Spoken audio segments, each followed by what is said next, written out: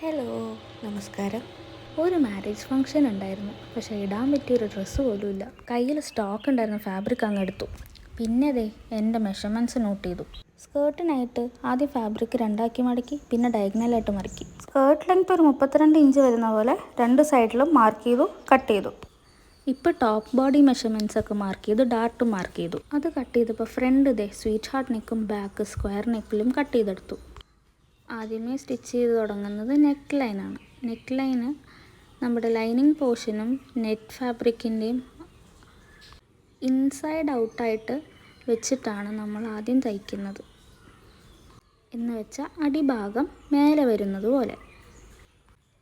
അങ്ങനെ ഒരെൻഡ് മുതൽ അടുത്തൊരെൻഡ് വരെ സ്റ്റിച്ച് ചെയ്തിട്ട് ലാസ്റ്റ് അതിന് ലോക്ക് സ്റ്റിച്ചും കൂടെ കൊടുത്ത് അടിച്ചെടുക്കുക.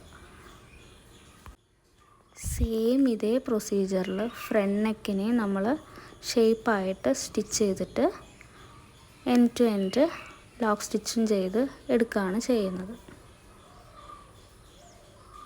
ഈ നെറ്റ് ഫാബ്രിക്കിന് സ്റ്റിച്ച് ചെയ്യാൻ കുറച്ച് പാടാണ്. അതിൻ്റെ സീക്വൻസ് വർക്കും ഒക്കെ വരുന്നത് കാരണം ഈ ഫാബ്രിക് ലെയേഴ്സ് ഒരുമിച്ച് നിൽക്കാൻ വേണ്ടി നമുക്ക് ബെൽ പിന്നും ഒക്കെ യൂസ് ചെയ്ത് അതിനെ സെക്യൂർ ചെയ്ത് വെക്കാം.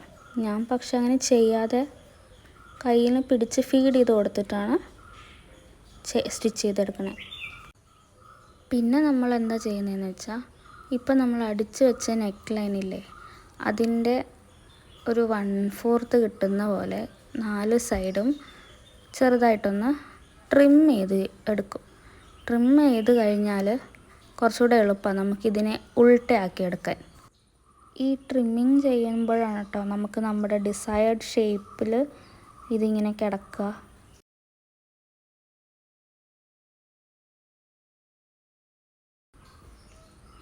അങ്ങനെ കട്ട് ചെയ്തതിന് ശേഷം നമ്മളിത് ഉൾട്ട മീൻസ് നമ്മുടെ ഫാബ്രിക്കിൻ്റെ നല്ല വശം പുറത്ത് വരുന്ന പോലെ അടിമറിച്ചെടുത്തിട്ട് പിന്നെ നമ്മൾ ഈ നെക്ക് ലൈനിലൊരു ടോപ്പ് സ്റ്റിച്ച് കൊടുക്കുകയാണ്. അതപ്പോൾ അങ്ങനെ സെക്യൂറായിട്ട് ആ സ്റ്റിച്ച് അങ്ങനെ കിടന്നോളും. നെക്ക് ലൈൻ നമ്മളൊരു 1/4 ഇഞ്ച് വെച്ചിട്ട് ആണ് അടിച്ചെടുക്കുന്നത്. പിന്നെ ഇതൊരു നെറ്റ് ഫാബ്രിക് കൂടെ ആയത് കാരണം ഞാൻ അയൺ ചെയ്ത് വഷളാക്കാൻ നിന്നില്ല കേട്ടോ. ഇനി ഷോൾഡർ മുതൽ എംപയർ വരെയുള്ള ഡാർട്ട് അടിക്കാം. അത് കഴിഞ്ഞാൽ ഫ്രണ്ടിലെയും ബാക്കിലെയും ഡാർട്ടുകൾ അടിച്ചു കഴിഞ്ഞാൽ ഷോൾഡർ ജോയിൻ ചെയ്യുക. പിന്നെ നമ്മൾ വെട്ടിവെച്ച സ്ലീവ് എടുക്കുക. ആദ്യമേ നമ്മൾ സ്ലീവിൻ്റെ ഓപ്പണിംഗ് ഹെം ചെയ്യുകയാണ്.